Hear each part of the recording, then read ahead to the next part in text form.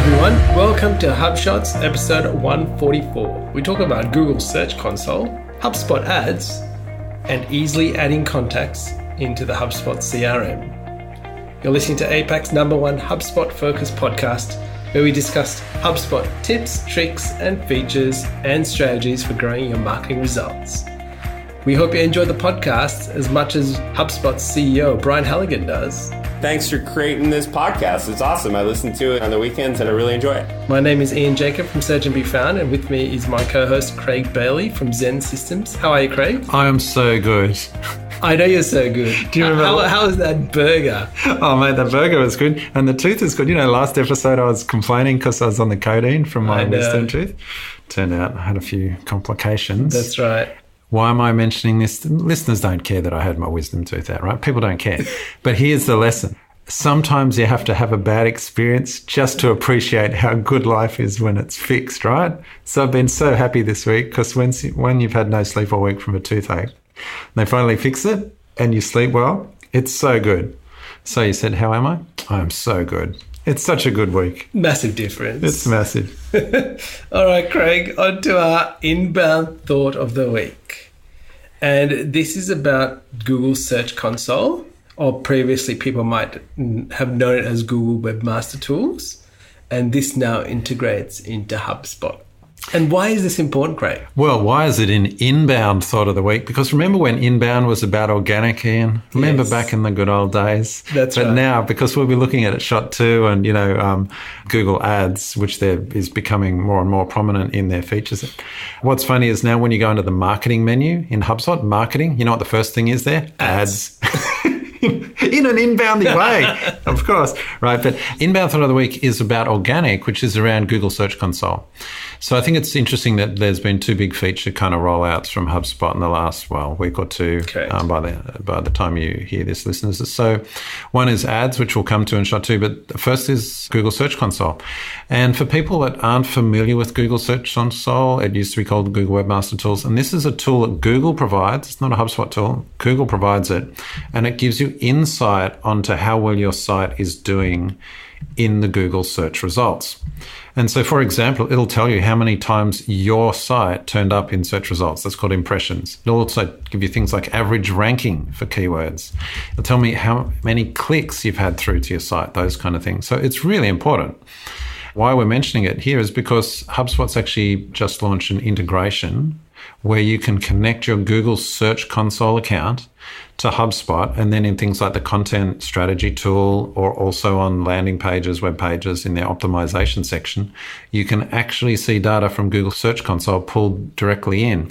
So this is really good. You can see the effect your content is having and how Google is driving impressions, clicks, and overall rankings for your content. So I think this is a really cool integration and just another step forward in Google's content strategy play.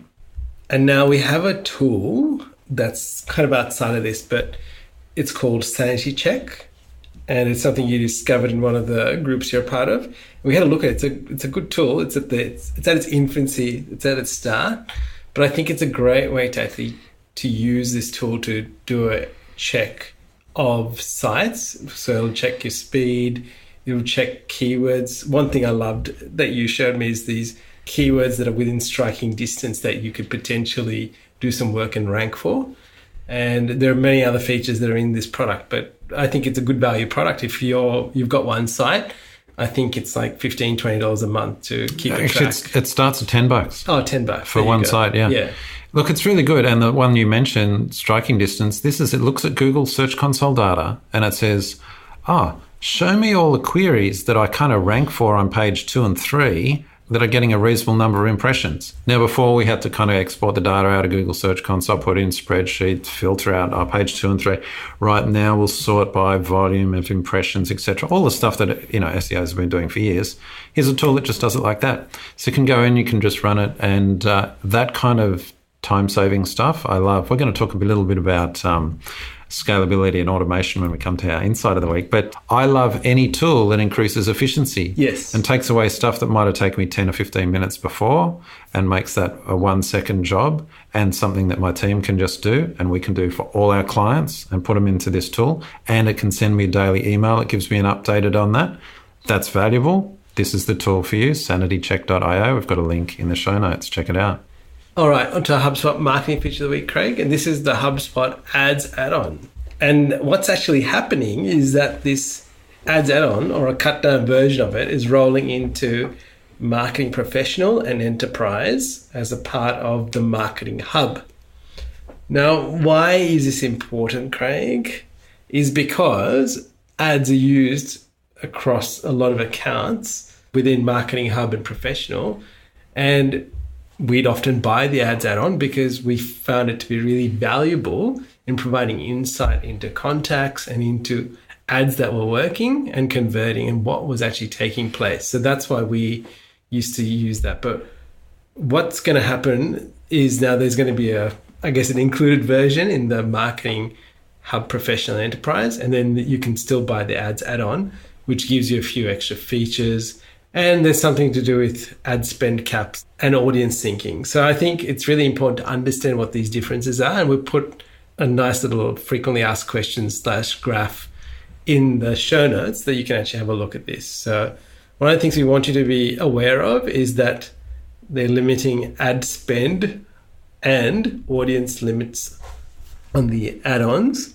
And you need to be aware of what your ad spend is, because this might actually bump you up into actually getting the ads add-on. Yeah, so look, I've got a few comments about this, as you know. Overall, good. If you haven't got the ads add-on, yes, getting this for free in Pro and Enterprise, this is all about reporting, okay? Correct. So when we've recommended the ads add-on to most of our clients for the last year or two. It's one of the few add-ons. Well, correct, that we buy regularly. Yeah, so, and why? Reporting. Yeah. Is it because we like managing ads through the ads add-on? No. Is it because we use it for syncing? Well, not really. It's all about reporting. And in some ways, that's really where HubSpot's going. You know how like the reporting add-on, a lot of that's just kind of rolled in now. It's all because they want to make HubSpot a reporting hub. And ads is one way that it's really useful, provides a lot of value. Yeah, so I think overall it's a good thing. However, I do have a bit of a grumble about this, the way that they've, I guess, tiered it so that they can provide it for free without annoying all the people that are on legacy versions that have unlimited spend. You know, so just to give you an example, on Marketing Pro, if you're managing $10,000 a month of ad spend, it'll let you report on that. But over that, I don't know what they do. Do they hide the results? I don't know. But in which case, the add-on won't work for you. And I'm like, why? Like, who came up with 10K? I think this is a bad decision. And in fact, any tools that we have, like we've got another one, Optimizer, and you use it as well for, you know, optimizing Google Ads and Bing Ads and stuff like that. They have these tiers capped on ad spend. I'm like, why is that? Ad Espresso was another one for managing. I'm like, why? I can understand capping on the number of linked accounts, right? Or the number of linked lists. I can understand that. But ad spend, this really irks me, because when you move across industries, some 10 grand a month, wow, that's a big spend for a big company. Others, we've got legal clients, 10 grand, spend that in, you know, like what, 10 grand, what's that? 10 clicks, right? No, I'm joking, of course, but you know, like industries change. And I think this is I really dislike tools that tier on ad spend when they're reporting on ads. You know, anyway, I've made that into more than a grumble than I actually feel about it. I don't feel that strongly about it. Another key thing I want to highlight, that on the Marketing Hub and Enterprise ads that are included, the audience sync is only done daily. So it's done once a day. Whereas if you are on the ads add-on, it is actually done on an hourly basis. So these audiences get synced every hour on the hour. And I think that's actually a valid tiering, you know, pay more and you get more higher frequency. Yes. Totally fine with that. That's a good differentiation. That's right. By the way, if you're on the legacy ads add-on, keep it. Keep it. Don't cancel it. Don't cancel it. So yeah, that's all right. By the way, I reckon they'll be rolling LinkedIn advertising in 2019. Is that a prediction, Craig? Well, it's kind of a prediction, and it's kind of because our LinkedIn ad rep, account manager, said, oh, yeah, because I forget how it came up. We were chatting with them the other day. Said, oh, yeah, no, we're doing I forget why, because they've got lots more integrations. LinkedIn, they're really exposing the API more, whereas they really pulled it back. Because if you remember right back in when the ads add-on initially rolled out, it had LinkedIn, and then they took it out, right? And I was like, why did they take it out? Turns out because LinkedIn, this is, secondhand, LinkedIn was chopping access to the API. Anyway, LinkedIn's seen the error of their way, maybe since Microsoft took them over. Total speculation, listeners. I'm totally talking out of my hat here. But anyway, I was chatting with our LinkedIn rep and they said, oh, no, we're getting our full HubSpot integration early in 2019. I was like, yeah, right. Wow, haven't heard that from HubSpot, but that's great news. Oh, you heard it here first. Well, could be complete bogus. But anyway, they need that, and then they just need Twitter, Correct. LinkedIn as well. Yes. And then you've got the 4 platforms, and HubSpot reporting becomes very compelling. That's right. All right, we're going to talk about the YouTube integration, Craig. Just because we've been putting this off for weeks now, we've had this in the show notes. We keep bumping it because it gets pushed out by other stuff. But we had to mention it because, again, this is about reporting. Correct. YouTube videos, they link your YouTube channel, and we've got a screenshot, multiple YouTube channels. Yep. That's right. And also just remember, when you're doing reporting for YouTube, that's all in the social part of the site, not on individual pages, like it is for the video add-in that's within HubSpot. Yes, good point. All right, the HubSpot gotcha of the week, Craig. Custom field confusion. Now, this is something I came across with some clients as I was looking at creating forms and trying to understand how their data is managed. And I just realized there were custom fields that were almost identical that different people had created because no one actually cared to look and see, is that field available, without just going, oh, there's not one called this, therefore I'll go create it. And so just be aware that this is really important when you're actually organizing your data, because you can get into a lot of trouble down the track when you're actually trying to use the data to report meaningfully and get information you need in a really good way. And I wanted to highlight it also for the fact that I discovered in HubSpot Marketing Enterprise, you can actually search on custom fields. So there's a checkbox when you create a custom field that says include in the search. They can be searched within the system. If you're on Marketing Professional, you don't have that option to do that, which is really interesting because I actually had a customer ask me, oh, we've created this second field name and surname because they talk to a husband and they talk to a wife or a partner, and they go, oh, but we want to see what that second name is, or when we search, we want that second name to show up. And I'm like, I'm sure I saw I could do that. And I discovered, oh, I can't do that in Marketing Professional, but in Marketing Enterprise I can. So there's a feature that no one ever talks about, but that is the possibility. Yeah. And it's really important to make sure you've actually organized the information correctly within HubSpot before you get going. Take time to actually map it out, understand it, and work out what you're doing before you start going and creating stuff.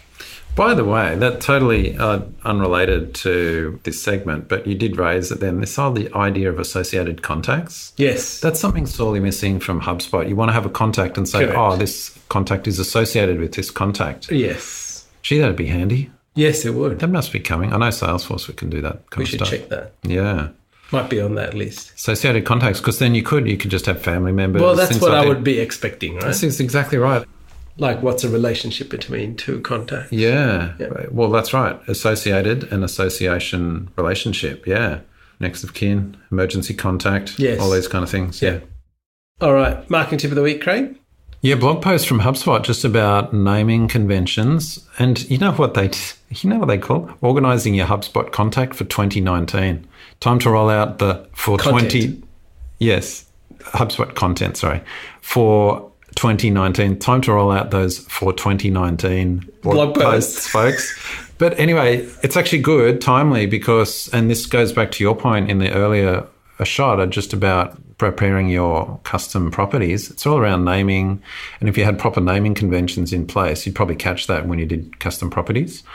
But yeah, file management. And we were actually going through a whole bunch of different portals and highlighting that even we've been doing this for so long, and yet we actually don't have a good process for structured naming conventions and file setup. Correct. I kind of intuitively do it when we Yes. set up portals, but I've never actually documented that as a process. Yes. And it highlighted, well, when we take Gross over other portals, inconsistencies. obviously some people have no structure Yes. at all, so we're not that bad, but we're not as good as we should be. We should do a whole segment, I think, a show on recommended naming conventions and file structure. I think that'd be really valuable.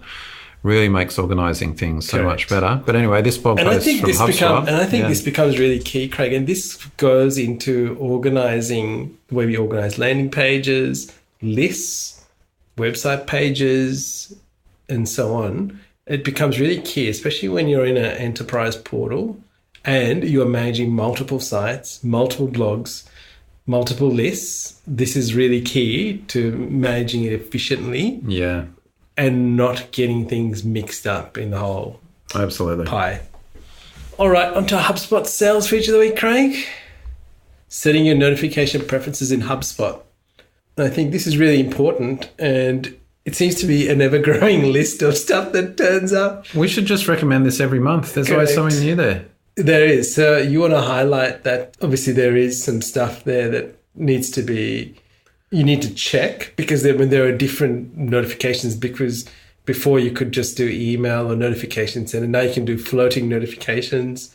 Desktop was there before. And there's obviously the mobile version as well. So just go and check. As features grow, things get more elaborate. Just go to your profile settings, user preferences, and check out all your notifications. There's tons of them there. You could spend a whole hour. Getting them. I'll give you one example. We're talking with sales teams.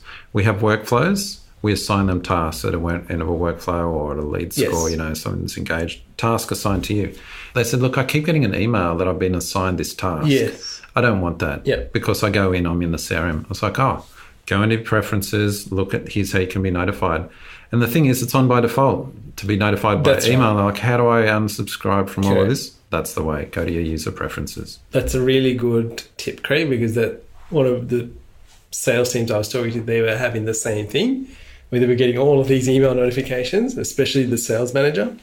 And I just went into his preferences and I unchecked most things. And I said, what do you really want to get and what don't you want to get? Right. And we kind of just fixed it all in the one place. So that was really good. Now, the second one I want to talk about, sitting in on a sales meeting this week, was people complaining in the sales meeting that they were double entering information into the CRM. So they were obviously getting the person's contact or getting their card, then putting it into their phone, and then having to then take that and put it into Outlook perhaps, then entering it into CRM. And there was all this double handling taking place.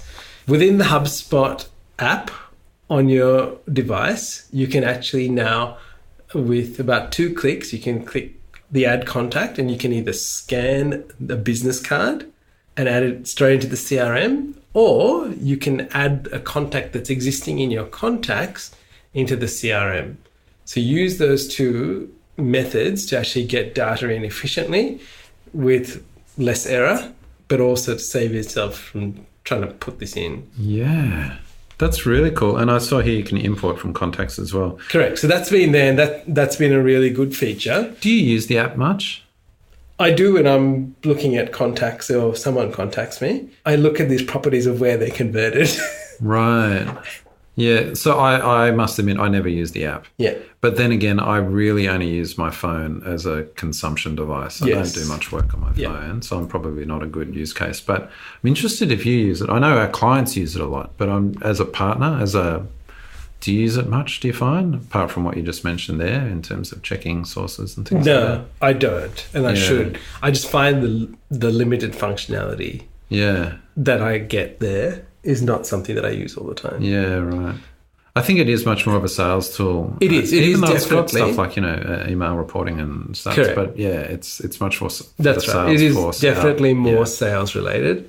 And when I have shown this to people in sales, they get excited by the ability that it can speed up what they're doing and they can get the information about a customer quickly. I do like that scanned business card though, especially if you're getting that for free. You can buy apps on the App Store just for scanning business cards. Correct. Now, one thing to be aware, I have tested this out. It's not quite as intuitive as I thought it would be. Okay. But as I did the first one, I learned the process it goes through. I thought, okay, well, that kind of makes sense. So one thing is it tries to pick up stuff. So if it doesn't pick something up or puts in the wrong field, you have to basically uncheck those boxes because so when I scanned it, it actually put the person's name into the job title and then the full name was blank, right? Right. Got the email address right, got the telephone number right. So I clicked those and said, okay, cool, right? And I didn't know. I was trying to... Was it a particularly hard business card? No, and I was trying to edit it.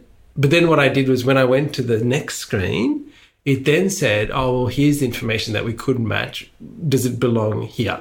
And that's when the matching happened. Okay. And anything that didn't get matched, you can add in. Okay. So it kind of seemed a bit more logical, but wasn't really clear at the start about what was happening. Right. So I encourage you to actually play around and test it before you try doing this in front of somebody. Get some of your clients to do it. See whether test it in anger. See how tolerant they are of that. Yeah. That's right. Okay, on to our Insight of the Week, Craig. Oh, great one. Handwritten notes at scale. And I was listening to a podcast and I came across this. So I went to check this out. It's on bond.co and it's about a service that basically handwrites cards with a real pen. It's a machine that does it. So the machine's driving the pen and it writes cards and they can obviously write it and post it to you. And I thought, oh, that's a great way to automate something. Thinking in my head, but I think you had a very different story. Okay, so let me just preface this by saying I love efficiency and automation. I'm a big fan of. In fact, efficiency is one of my core values. This is an example of marketers ruining everything. Okay? Yes. So when I saw this, I actually thought it was a joke because they've got people saying, oh, people love the personal touch of a handwritten card. Cue imagery of a machine holding a pen, writing I thought it was a joke, like bagging out marketers, right? But isn't this the epitome of marketers? They're like, we're going to take something special like a handwritten note and we're just like, it's so special because it's so personalized and we're going to take all the personalization out of it. Like So I don't know how to react because on one hand I go, this is a great idea. It'll probably work. We should use this for our clients. But on the other hand, part of me just dies a little. It's just like, this is what we've become. That's right. We're trying to make things seem personal while not being personal. Yeah, it's a fraud. It's like, at least with bots, right? We go, hi, I'm the bot. I'm the bot. Yes. I'm not going to pretend I'm human. Yes. I will let you know because people are annoyed when you try. Here it's like, so imagine you send this to your clients, right? Because you couldn't be bothered writing them a note yourself, right? So they get this and then they go, oh, wow, handwritten note, that was great. And you kind of have to sit there quietly, awkwardly, not wanting to tell them, oh, actually, we just outsourced that to some robot. It's just like, it just takes everything out of it. And of course, that'll drive, it's a race to the bottom because that'll just drive the whole perceived value of a handwritten note to nothing. And then where do you go from there? So anyway, there's efficiency versus authenticity. I need to send you one, Craig. Well, I will value it so highly. All right, podcast of the week, Craig. And this, on the other hand, wonderful. That's right. And it was titled Stop Stealing Dreams. And this is from Seth Godin's podcast called Akimbo, where he gave a lecture to some college students, I believe. And what was really funny, I was listening to this in the car. I just turned it on. I think I started listening to it. And then I had my two boys in the car. And I just picked them up from school. And they were probably listening to this going, oh my goodness, what should we really be going to school after listening to this? Anyway, I don't know how much they took in, but I loved it because it really explained about what's happening in our culture and with schooling and with the way people learn and the way that people solve stuff. And I really encourage people to listen to this, especially if you've got kids or you're educating yourself. Think about how you're educating yourself, what you're doing, and how it's affecting what you're producing, because really there's some really great examples in there, and I played you bits of it when we stuck it into the show, and really challenged me thinking as a father and a dad, like, am I doing the right thing with my kids? Should I be doing something different? Should I be really aware of how they're learning, what they're learning, how they perceive learning to be, as opposed to, oh, you go to school and you do this, or this is what it's going to be? Because I understand. I've got 2 boys. I thought one, has ants in his pants and can't sit down, but he's actually really studious. And then I've got another one who's creative, And so really they're very different individuals. And I've got to really think about how I ignite that creativity in them and get them to thrive in what is going to be this world that they live in. I think that's an excellent point. We don't have kids, so that entitles me to give you advice, by the way. No, I'm joking. But I think it's, well, first of all, I don't think you should be stressed about that for your kids, but I think it's fantastic that you are thinking about that. But what my takeaway was, it's not just kids. No, it's us too. We're always continually learning, no matter how old we are. So we've got to be thinking, what is our learning? Like, what are we learning for? Is it to learn skills on learning how to learn in a way versus just learning stuff to regurgitate? I loved his comment in it where he says, we teach kids how to count the dots, but not how to connect the dots. That kind of encapsulated his whole point. I thought it was fantastic. And it really kind of challenged me on how I'm going to learn and what I try to train my brain with. Excellent. So I encourage you. We've got a video that we've been put in the show notes. Have a look at that. All right, on to our resource of the week, Craig. And it's how long should your content be for the best SEO? Oh, this is a great article based on actual testing. Okay, so you know how we read all these articles where people have done all this analysis. They go, if you have about 2,000 words in a blog post, it'll rank better on average than the one that's got 1,000. So we all race out to write longer blog posts. And I have to admit, I've been sucked into this and kind of almost given people advice on this based on studies. I kind of go, well, here's what the studies show. And I kind of feel like I haven't really tested that myself. So that's always a red flag. Also shows you shouldn't just join the echo chamber of, recommending whatever some blog says. Anyway, this guy tested it. This is Corey Northcott. And he said, turns out it's probably as long as it needs to be. So his highest ranking article on his site actually turns out to be a really short post that answers a very specific question. Ranks well for a section. And you can read the whole blog post about it. And he's got one article on there that's a 20,000 word epic, which is great content. And it's not one of his best performing, right? So there's the extremes, but he's done that across clients and all kinds of things as well. So the takeaway from that is, answer the question as best you can. There's your answer. How long? About as long as it needs to be is the answer. Absolutely. And I think this is another one of those things where, we try to formulate something. And really, it's really dependent on what you're trying to achieve or what the subject is as to how much you can go. And which leads on to our quote of the week, Craig. And so he poses it as a question, but it's really a statement. He says, what if the ideal length of content for SEO is the one that solves a problem best? Well, yeah. There you go. Can't disagree with that. All right. We've got a few bonus links. If you're not driving, running on the beach, or enjoying a stroll. Entering business cards. That's right, using the HubSpot app. Have a look. There's some great tips for lead scoring that HubSpot have got on their blog. Something from Search Engine Land about technical SEO. And something from the New York Times about real experts versus fake experts. Great read from our friend David C. Baker.